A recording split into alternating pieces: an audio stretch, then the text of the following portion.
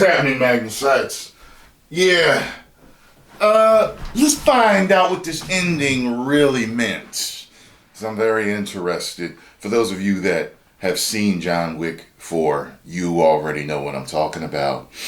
Does he or does he not die?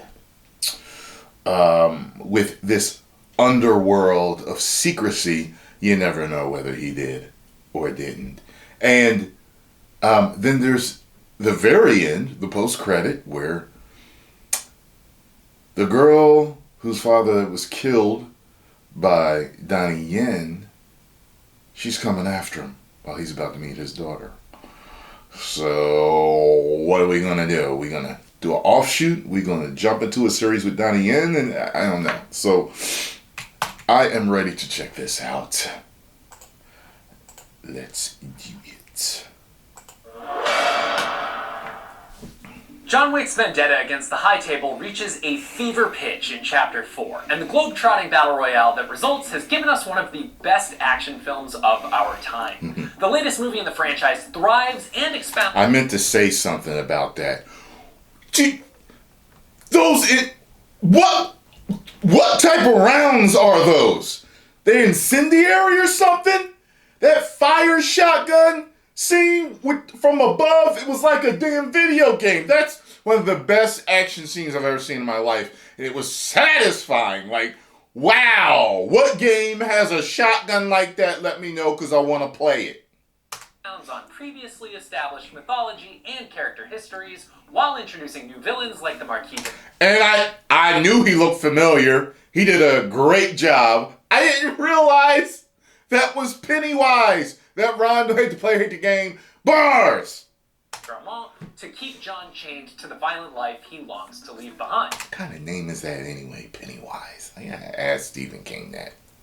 So how does John's latest attempt to get out from under the High Table go? Spoilers ahead. Bonjour, Monsieur Wick, and welcome to La Resistance. First, and most importantly, there's a dog in this movie belonging to Tracker, an independent operative who's hunting John. That dog does not die, but she kills a lot. Good girl. And someone was telling me, I totally forgot that Halle Berry was in one of the movies and had dogs. And someone was telling me in the barbershop the other day, like, yo, like, is that one of the dogs she had? How did he get the dogs? Like, it's interesting. I meant to literally watch 1 through 3 before going to see that so that my mind would be fresh and pick up all the details. You know what I mean? That has nothing to do with any of what's about to follow, but someone's watching this for that information, so there you go. Chapter 4 sees John Wick and his allies... I was going to be mad if the dog died. ...of the High Table. In the opening scene, John returns to the Elder, well, an Elder, in the Moroccan desert who sits above the High Table. After some doomsaying on this new Elder's part, the recasting is quickly glossed over, John kills him and takes back the wedding ring the previous Elder took from him in Chapter 3. John always goes back for his personal effects. He's sentimental as hell. No luck on getting that finger back, though. John's assassination of the Elder, coupled with Winston's admittedly obvious ploy to fake kill John at the end of Chapter 3 by shooting him off the roof of the Continental, forces the table to get serious about stamping out this rebellion. They deploy the Marquis de Gramont to oversee the hunt for John personally, imbued with all of their power and influence. His first act? Yeah, them fancy tie. It looks like someone that was making the movie saw that post on Instagram that was going around for months where it showed like 8 different ways to tie a tie. He had all of them in this, or most of them, or some of them. I noticed, I was like, he's got all those special ways to tie a tie. Firing Winston, leveling the New York Continental, and murdering Tyrone as punishment for aiding Wick. That bothered me. I was like, man, that makes this more grim because he dies in the movie and he died in real life. You know what I mean? The Marquis pulls Kane out of assassin retirement to hunt and kill John by using his estranged daughter's life as a bargaining chip. We'll come back to that in a little bit. After a rather harried stay at the Osaka... Why would he have that open? Like he could see it?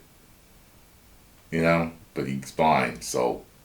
You know? Like, Continental, John and Winston reconnect, at which point Winston suggests a path for John to put his obligations to the table behind him once and for all, by exploiting an archaic and mythic high table rule. members of the organization can challenge each other to duels. But John knows enough to recognize that as a pariah in the assassin underworld, no longer associated with a family that sits at the high table, he lacks the standing to challenge the Marquis in this way. Winston encourages John to reconcile with the Ruska Roma, the tribe that adopted him as an orphaned child. John essentially left the family in Chapter 3, having his ticket torn by Angelica Houston's director in exchange for being smuggled out of New York City. He travels to Berlin to get himself a new ticket by carrying out the assassination of Keela, securing vengeance for his adoptive sister Katya, reinstatement as a member of the Ruska Roma, and of course, the right to challenge the Marquis to a duel. High table duel rules aren't all that different from what you'd probably imagine the rules of a duel to be. Each combatant names a second. John chooses Winston, Natch, and the Marquis chooses Kane. And over the course of a parlay, they settle on the particulars with a game of chance. Round by round, John and the Marquis alternately flip numbered cards, with whoever turns the higher number getting to choose that rule of the duel. John's able to select both the weapon, Pistols. and the location, Sacred gun. while the Marquis Yeah. I'm thinking I'm back. crucially sets the duel for sunrise the next morning instead of immediately, as John was hoping for. As his final stipulation, the Marquis exercises his right to name a champion. Forgot about that. He wanted him now. He's naming a blind duelist as his champion in a pistol duel with John Wick, a man whose nickname comes from the fact he's good enough at shooting guns to kill the boogeyman. By this point, though, Kane has displayed such prowess in combat that the odds on this matchup still feel basically even. The Harbinger, the high-table parliamentarian overseeing the duel, declares that if either... Did y'all notice that? Whenever Donnie Yen, well, not every single time, but he would I think he would double stab. I wasn't sure if he was stabbing it. He was so fast at it, but it felt like he was double puncturing the heart. That's what it felt like. Similar to that movie when that Tom Cruise was in, where he would shoot 2 shots to the chest and 1 in the head. Remember that? I was like, wait a minute. I was like, is that? I didn't know if it was throat and then chest, but it looked like it was double to the chest, like he was puncturing 2 parts of the chest. I'm like, that's, good God, this is crazy, inefficient. Their party doesn't reach Sacre Coeur by sunrise, they forfeit the duel and their lives. And Winston throws in that if John wins, the high table has to rebuild the New York Continental that they leveled at the beginning of the movie and reinstate him as manager. Just like a little treat for himself at the end there. Winston always gets his. The extra prep time gives the Marquis the chance to marshal the high table's forces and all contractable heavies in Paris against John, leading to a third act comprised almost entirely of people doing everything in their power to kill the Baba Yaga, or at least slow him down long enough to make him late. That fall down the stairs was ridiculous. Suffice to say, he makes good on his promise to those who would chase him from the end of Chapter 2. I'll kill them. I'll kill them all. He does so, but he couldn't have known at the time that he'd have to amend that statement to "we'll kill them all." Even though Donnie Yen's Kane spends much of the film on John's trail, and even kills their mutual friend Shimazu for helping him, the assassin's also a father, and much closer to John in ideology than any of the other killers on the hunt. Though John's late arrival would mean a win by default for Kane, his sympathy for John's plight and distaste for the Marquis leads him to help John murder the last of the grunts so they can attempt to murder each other. Like gentlemen. Yeah. The duel between John and Kane begins, with each man separated by 30 paces and each land glancing blows. They move into 20 paces, and Kane's shot wounds the already battered John. Yeah. They move into 10 paces. Impossible to miss now. And it's John who goes down, critically injured. The Marquis moves in to take Kane's gun, pleased as punch to be able to deliver the coup de grace himself. Damn coward. His overzealousness and sadism have him missing a pretty important read on the current situation. Yes. John never fired his gun. That's right. His final I shot caught takes that the shit. resident somewhere inside the Marquis' squishy brain meat, and the Harbinger declares both John and Kane free of their obligations to the table. After saying goodbye, John stabs... Yeah, that dude with the beard, the way he was talking to the guy in charge, I was like, who's really in charge here? He's talking like, yeah, kind of like, you know the rules. Like that type of thing. Like, he looked like he scared him at certain points. You know what I mean? Staggers down the steps of Sacre Coeur to watch the sunrise over Paris. And with his dying breath, John utters the name of his deceased wife, Helen, as he goes to join her in the hereafter. And their little dog, too. Winston returns John's body to the stage and lays him to rest alongside Helen with a farewell my son in John's native tongue. But is John Wick really dead? True, we don't see Wick's head severed from his body or his lifeblood running down the steps of Sacré-Cœur, but everything the movie tells us in dialogue and in its larger thematic movements says absolutely. John's entire drive has been earning his freedom from the table. There's dramatic irony in seeing that freedom come in the form of death, but death has always been a close companion of Wick's for years now. Why not let his death mean sparing a friend the pain of losing the person they love most?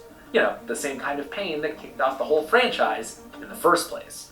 In a post-screening Q&A with IGN, I asked Keanu Reeves and Chad Stahelski whether John actually perished in his duel. Here's how they responded. There we go. I mean, I have an opinion, but I don't know if we should concretize. Concretize. Let the audience have good thoughts. Yeah. I think we just wanted to feel fulfilling at the end of John Wick's journey. We need to leave it open for a sequel just in case. And this looks like there's going to be $1 billion there movie. Referencing the distinction the movie makes between John Wick the killer and John the grieving husband. In any case, when the audience was asked whether they felt Wick was dead, and most responded firmly that they did, a bemused Reeves responded with, So is John Wick really dead? Really? Let others speculate. I'm saying yes, John Wick is dead. And that's okay, because with no disrespect He's to dead Keanu until we Reeves, need him to the be John alive. Wick franchise doesn't really need John Wick anymore.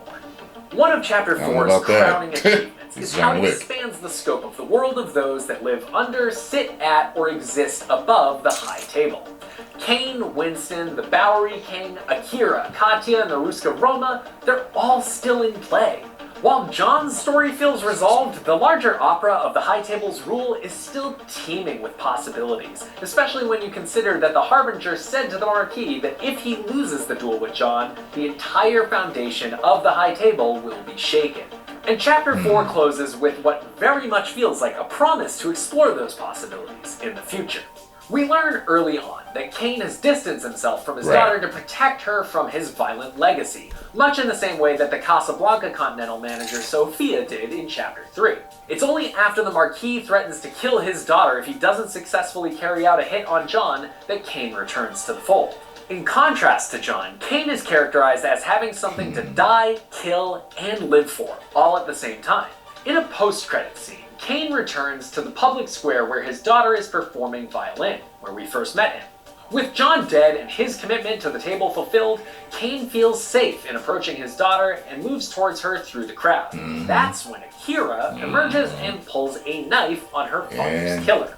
And that's where we leave. Yep. When I say we, I mean that's where we left it. My screenings audience. Because apparently, there's one city out there that's got a slightly different version of the post-credits. Excuse me? Something Chad Stahelski revealed backstage just before IGN's post-screening Q&A. And at the time of this recording, we still have no idea how that one Mystery City's Chapter 4 post-credit scene differs from the one we've got. So whether it's Kane Chapter 1 or Akira Chapter 1, there are still plenty of stories left to tell in the Wickiverse. However, future stories set under the Why? Why'd you do that? Leaves room for Keanu Reeves to make cameo appearances in stories set before his character's death, while giving John Wick's journey to absolution an extremely satisfying close.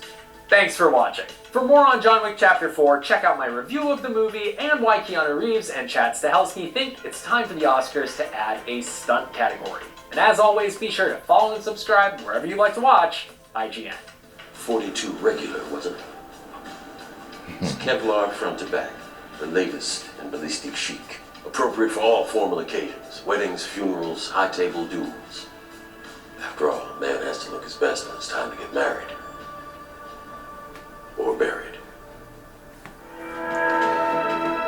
Thank you. Yeah. You guys seem to really enjoy my Keanu Reeves impression. So there we have it, folks. There we have it. I talked about a lot of the things that I missed talking about in my review, and I will post my review so you can check out my review if you have not seen that. But yeah, The way, like I said, this secret underground world, the way it's set up, he could be alive or dead, because you got to leave it kind of possibly open, because money, $1 billion movie, maybe a sequel. You know what I mean? Who knows? But if you want to end it there, it's fine. You got what I'm saying? Post comments down below. Let me know what you all thought. If you enjoyed my thoughts and reaction on this, make sure you hit the like button, subscribe, and share. 10 million subscribers. Woo! Woo!